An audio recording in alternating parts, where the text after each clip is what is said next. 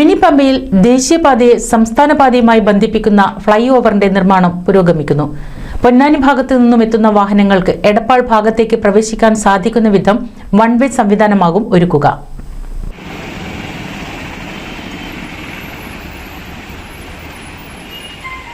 ആറുവരി പാതയ്ക്ക് മുകളിൽ ജില്ലയിൽ നിർമ്മിക്കുന്ന ഏക ഫ്ളൈ ഓവറിന്റെ നിർമ്മാണം മിനി പമ്പയിൽ പുരോഗമിക്കുന്നു. ദേശീയപാതയെ സംസ്ഥാന പാതയുമായി ബന്ധിപ്പിക്കാനായി മിനി പമ്പയിൽ ആറുവരി പാതയ്ക്ക് മുകളിലൂടെ നിർമ്മിക്കുന്ന ഫ്ളൈ ഓവർ മതിരശ്ശേരി, വെള്ളാഞ്ചേരി, കടകശ്ശേരി മേഖലകൾക്ക് തിരിച്ചടിയാകും. വൺ വേ സംവിധാനത്തിലാണ് മിനി പമ്പിൽ ഫ്ളൈ ഓവർ വരുന്നതെന്നാണ് KNRCL ഉദ്യോഗസ്ഥർ പറയുന്നത്.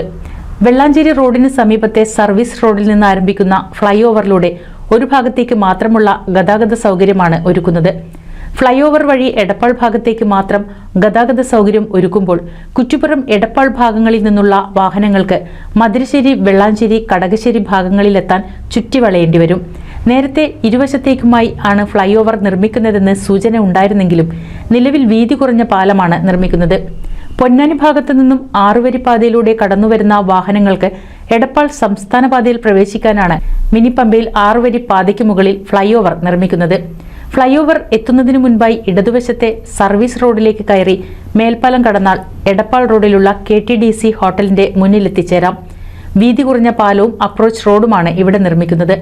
ഇതോടെ മതിരശ്ശേരി, വെള്ളാഞ്ചേരി ഭാഗങ്ങളിലേക്കുള്ള വാഹനങ്ങൾക്ക് 4 കിലോമീറ്റർ അകലെയുള്ള ഐങ്കലത്തെത്തി അടിപ്പാതയിലൂടെ തിരിച്ചുവരേണ്ട സ്ഥിതിയുണ്ടാകും. ഐങ്കലം വരെയുള്ള 4 കിലോമീറ്ററിനുള്ളിൽ സർവീസ് റോഡുകളെ ബന്ധിപ്പിക്കുന്ന സംവിധാനം ഇല്ലെന്നാണ് സൂചന.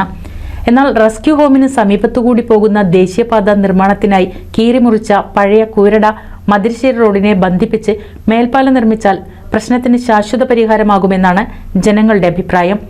NCV news, Kuttippuram.